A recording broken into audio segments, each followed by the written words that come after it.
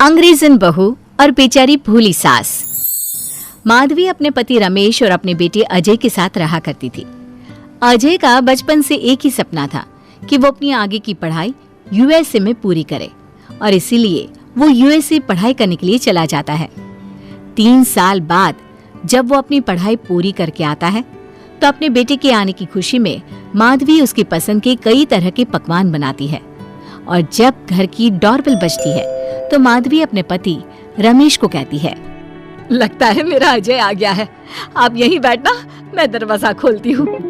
माधवी जल्दी से जाकर दरवाजा खोलती है तो दरवाजे पर अजय के साथ एक लड़की को देखकर वो अजय से पूछती है, ये कौन है बेटा?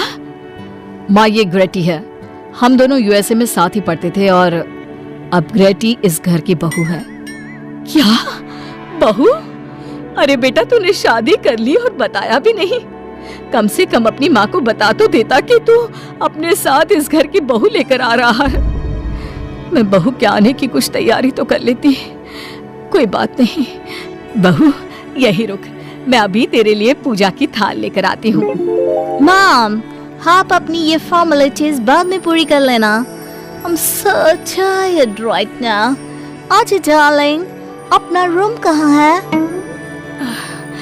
कोई बात नहीं बहू, तुम पहले आराम कर लो, तब तक मैं तुम्हारे लिए चाय बना कर लाती हूँ।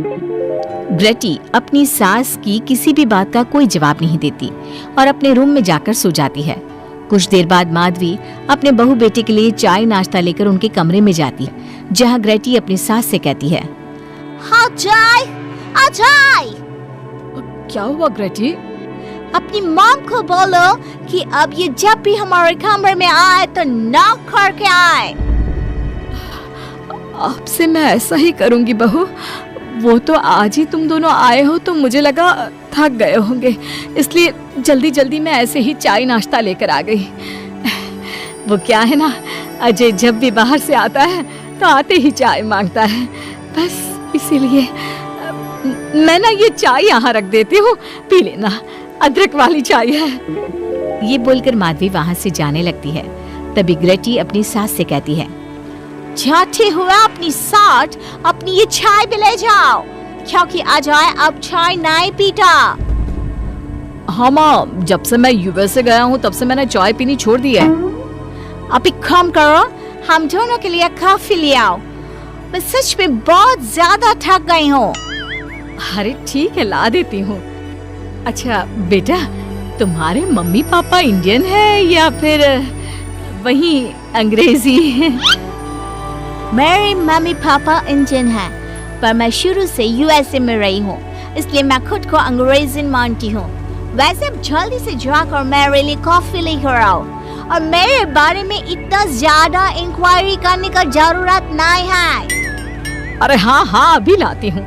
वैसे बहू, मैं तुम्हें ना इंडिया के सारे तौर तरीके सिखा दूंगी। अरे क्या हुआ, तुम्हारी परवरिश अगर यूएसए में हुई है हाँ तो इंडियन ही ना। आपसे ज्ञान नहीं मांगा है, अब कुछ देर के लिए हम दोनों को अकेला छोड़ दो प्लीज, हाथ छोड़ता है। अपनी बहू की बात सुनकर माधवी वहाँ से चली जाती है। माधवी का उतरा हुआ चेहरा देखकर रमेश माधवी से कहता है, हमने इस नालायक को बाहर पढ़ने के लिए भेजा था और इसने क्या किया, बाहर से अंग्रेजन बहू उठाकर ले आया। माधवी, तुम बहुत भोली हो, पर मैं नहीं, ये लड़की हमारा घर तोड़ देगी, हमसे हमारे अजय को दूर कर देगी। देखा आते ही कैसे रोब झाड़ रही है, जैसे तुम इस घर की नौकरानी हो। तुम उसको बोलो कि तुम इस घर की मालकिन हो और उसकी सास हो, वो वही करे जो तुम कहोगी। अरे आप बेकार में ही गुस्सा हो रहे हैं, बहू यूएसए की है, यहाँ नई नई आई है, उसको यहाँ के तौर तरीके नहीं पता और वो मुझे अपनी माँ मानती है, तभी तो अपने नखरे दिखा रही है। वैसे भी ना बहू बेटी दोनों बराबर ही होती है। माधवी, कौन सी बेटी अपनी माँ से ऐसे बात करती है जैसे तुम्हारी बहू कर रही है? मैं बस तुम्हारे कहने पर चुप हूँ, वरना मैं अपने बहू बेटों को आज ही घर से निकाल देता। ये कहकर रमेश वहाँ से चला जाता है। ऐसे ही कुछ दिन बीत जाते हैं और ग्रेटी अपनी बेचारी भोली भाली सास पर अत्याचार करती रहती है। ग्रेटी अपना सारा काम अपनी सास से करवाती और उसी को भला बुरा सुनाती।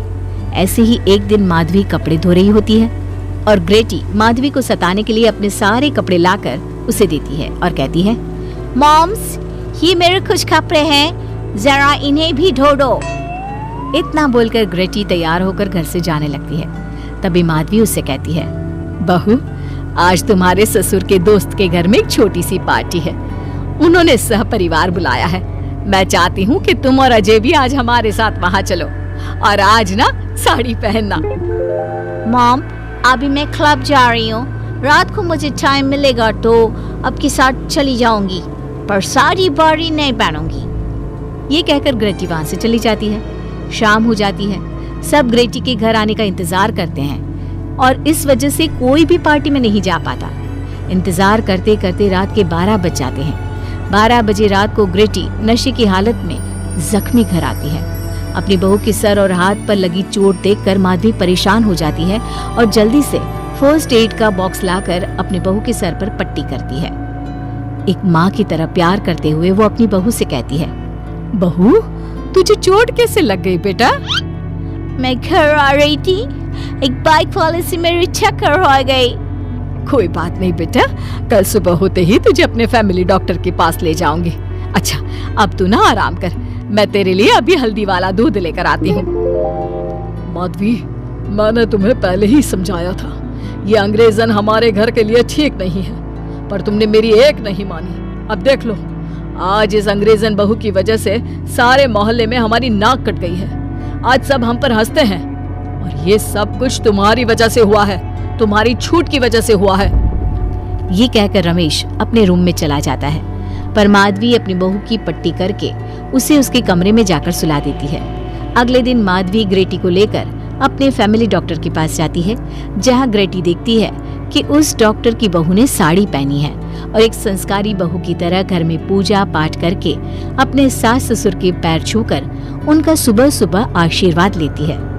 डॉक्टर की बहू को देखकर ग्रेटी को अपना बर्ताव याद आता है और उसे एहसास होता है कि वो अपनी भोली और मासूम सास के ऊपर कितना अत्याचार करती है, पर फिर भी माधवी सबसे लड़कर हमेशा उसका साथ देती है।